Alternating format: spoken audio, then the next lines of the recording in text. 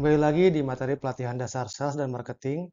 Kita akan melanjutkan di bagian ke-6, melanjutkan pembahasan mengenai snap selling dan medik. Selanjutnya adalah snap selling. Snap selling adalah menawarkan produk secara efektif tanpa membuang waktu yang banyak untuk customer yang sibuk. Jadi kalau tadi pembahasan cukup panjang, kalau snap ini sebenarnya pendek aja sih. Ini lebih simple. Eh, Pertama adalah keep it simple. Jadi prinsipnya jelaskan produk itu secara ringkas dan to the point. Kemudian be invaluable atau be unique. Itu N-nya itu. Yaitu tonjolkan keunikan dan nilai produk yang lebih dari produk dan dari kompetitor. Yang ketiga adalah always align atau sesuai dengan tujuan customer. Dan yang keempat adalah raise priorities atau fokuskan prioritas yang dimiliki customer. Ini biasanya lebih cocok untuk yang sifatnya lebih retail ya. Strategi Snap ini paling cocok bila brand kita atau produk kita itu sudah dikenal di industri. Jadi nggak lama-lama. Biasanya proses solusinya simple, nggak terlalu mahal. Ini berada di lingkungan yang cukup cepat dan kompetitif. Jadi customer udah tahu apa yang dia mau dan kompetisinya seperti apa. Kita tugasnya sebagai sales adalah menyatakan deskripsi produk dengan jelas. Kemudian value apa sih yang membedakan dengan brand sebelah dengan kompetitor dan sesuai dengan kebutuhan customer, misalnya delivery yang cepat gitu kan, atau ready stock, atau diantar depan aja gitu. Contohnya kalau di Snap ini cocok untuk di produk-produk makanan yang ada di pasaran umum dan orang tuh tahu gitu, nggak rumit-rumit produknya.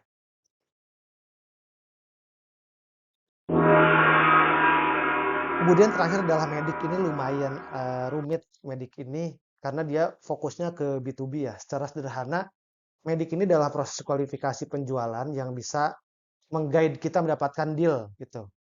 Kita perlu memastikan apakah punya target penjualan yang tepat, tahu caranya dan pendekatan yang efektif.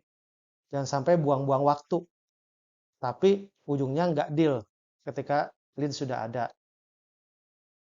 Lead adalah medik adalah metodologi untuk memahami audiens supaya kita tahu apakah lead itu berkualitas atau enggak. Jadi medik sendiri merupakan singkatan dari metrik, economic buyer, decision kriteria, decision process, identify pain, dan champion. Mulai kita bahas ya. Pertama adalah matrix. Ketahui dulu apa yang dibutuhkan customer dari solusi yang kita tawarkan. Metrik itu maksudnya adalah bisa diukur dengan angka gitu.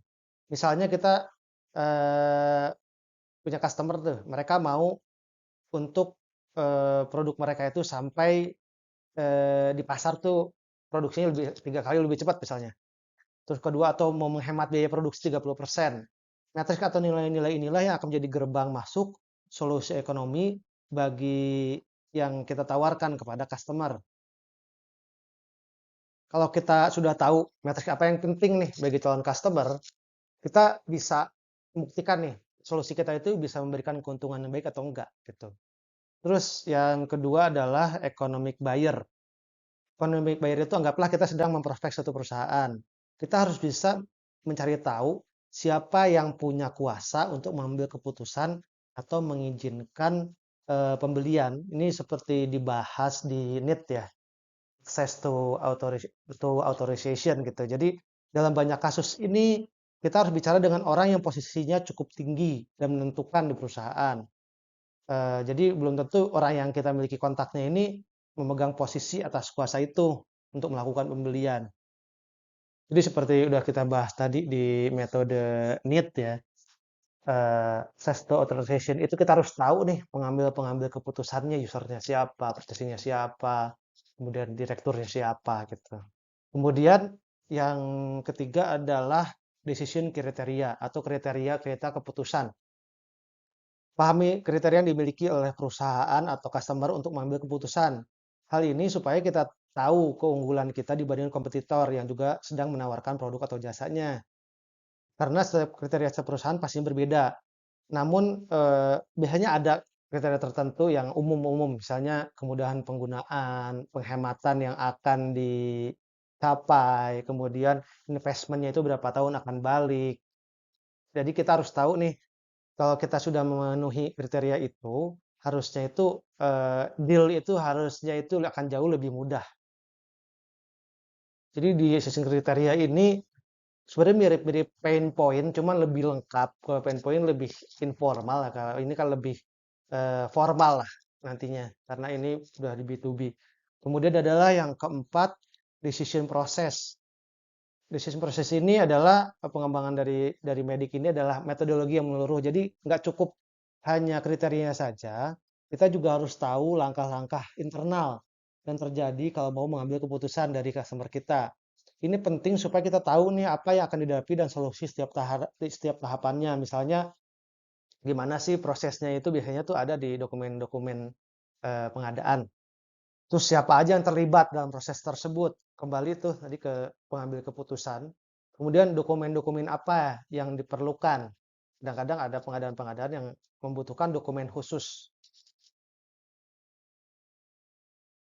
Selanjutnya adalah identify pain atau yang bikin pusing lah. Jadi ini akan membedakan dengan decision kriteria. Kalau decision pain itu lebih informal gitu. Jadi eh, kita meriset apa sih permasalahan terbesar apa yang dihadapi calon customer itu. Kalau udah tahu, akan lebih mudah untuk kita meyakinkan mereka gitu. Jadi pasti ada tuh pain point atau titik-titik kunci yang bisa bikin customer tuh pusing. Dan itu biasanya menjadi prioritas. Seperti waktu pengiriman, denda, dimarahin Allah sama bos atau atasan, jadi catatan karir gitu, menghambat karir.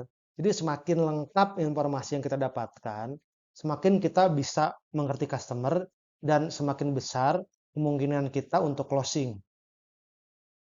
Yang terakhir adalah champion. Ini agak menjelaskannya agak eh, berbeda dengan kata-kata. Jadi champion ini maksudnya adalah orang di dalam perusahaan atau customer yang sedang kita prospek, dia adalah menjadi titik kontak kita dan yang paling diuntungkan dari solusi kita. Orang ini juga yang akan membujuk mengambil keputusan di perusahaan untuk menggunakan produk atau jasa kita. Jadi dia punya peran penting. Kalau bahasa gampang itu adalah the power of orang dalam lah. Tapi kadang-kadang yang menentukan itu bisa di luar. Misalnya ada broker-broker di luar. Bisa jadi itu menentukan walaupun dia bukan orang dalam perusahaan, tapi di luar struktur resmi perusahaan, seringkali ada orang-orang yang secara informal itu pegang power atau pegang pengaruh yang besar untuk bisa menentukan pembelian. Jadi kita harus tahu dan bisa menggunakan orang ini, si champion ini untuk membantu kita menghasilkan closing.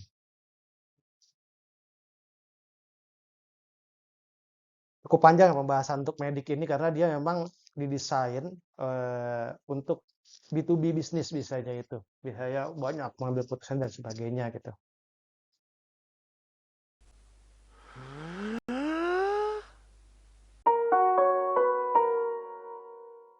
Semoga bermanfaat ya. Terima kasih atas perhatiannya dan selamat belajar serta mempraktekkan.